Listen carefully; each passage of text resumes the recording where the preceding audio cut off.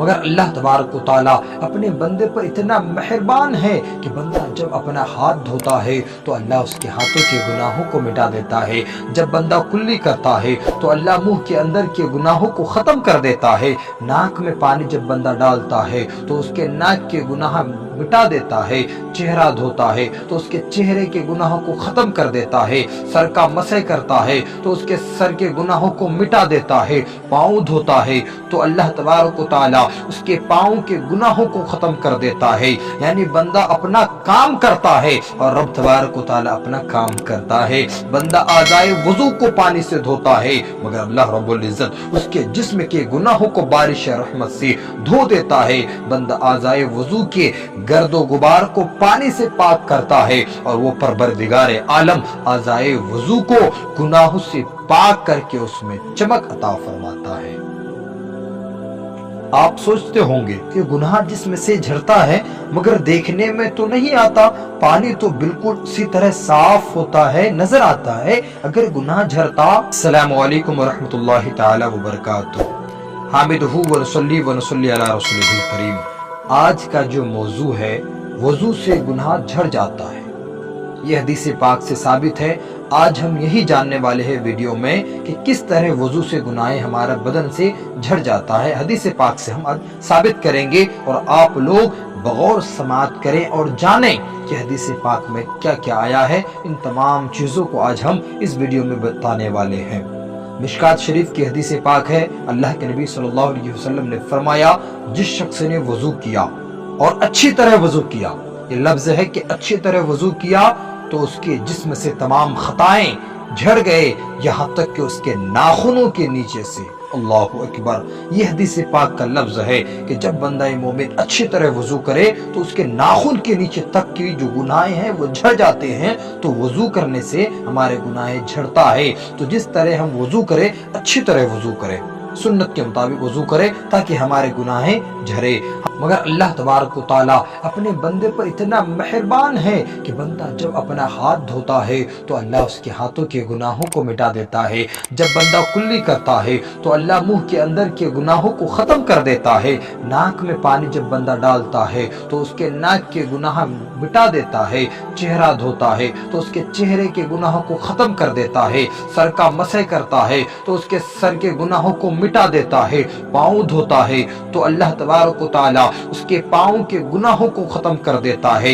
یعنی بندہ اپنا کام کرتا ہے اور رب تبارک و تعالیٰ اپنا کام کرتا ہے. بندہ اعضائے وضو کو پانی سے دھوتا ہے مگر اللہ رب العزت اس کے جسم کے گناہوں کو بارش رحمت سے دھو دیتا ہے.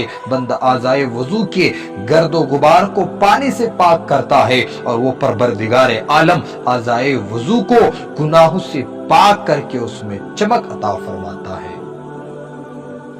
آپ سوچتے ہوں گے کہ گناہ جسم سے جھرتا ہے مگر دیکھنے میں تو نہیں آتا. پانی تو بالکل اسی طرح صاف ہوتا ہے، نظر آتا ہے اگر گناہ جھرتا پانی ضرور میلا نظر آتا، غلیظ نظر آتا. چنانچہ ذہن اور فکر میں یہ باتیں ہماری ہوتی ہے. لیکن ٹھیک اسی طرح ایک شخص یہی سوچ اور فکر اور خیال لے کر امام اعظم ابو حنیفہ رضی اللہ تعالی عنہ کی بارگاہ میں حاضر ہوا اور عرض کیا اے امام المسلمین، ذرا ہمیں یہ بتاؤ کہ جو شخص اچھی طرح وضو کرے تو اس کے جسم سے گناہ جھڑ جاتے ہیں، لیکن ہم وضو کرتے ہیں ہمیں تو ایسی کوئی بات نظر نہیں آتی اور نہ ایسا محسوس ہوتا ہے کہ ہمارا گناہ پانی کے ساتھ گر جاتا ہے. امام اعظم سمجھ گئے کہ اس سائل کو سمجھانے اور بتانے کی ضرورت نہیں بلکہ مشاہدہ، یعنی انہیں دکھلانے کی ضرورت ہے، دکھانے کی ضرورت ہے. ان کی آنکھوں سے پردے اور حجابات ہٹانے کی ضرورت ہے. خود بخود سمجھ آ جائے گا کہ گناہ گرتا ہے یا نہیں گرتا ہے. امام اعظم ابو حنیفہ رضی اللہ تعالی عنہ والی نظر اس کے چہرے پر ڈال دی. نظر ڈالتے ہی اس کی آنکھوں سے حجابات اٹھ گئے، آن کی آن میں سارے پردے ہٹ گئے، آنکھوں میں نور بڑھ گیا.